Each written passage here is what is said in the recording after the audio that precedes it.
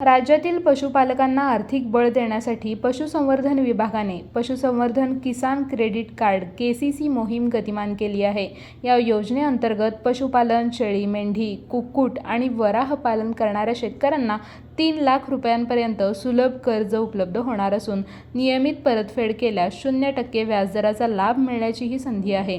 ज्या शेतकऱ्यांकडे केसीसी नाही त्यांना 1.60 लाखांपर्यंत विनातारण कर्ज मिळणार आहे. दूध संस्थेची हमी असल्यास ही मर्यादा 3 लाखांपर्यंत वाढवता येणार आहे.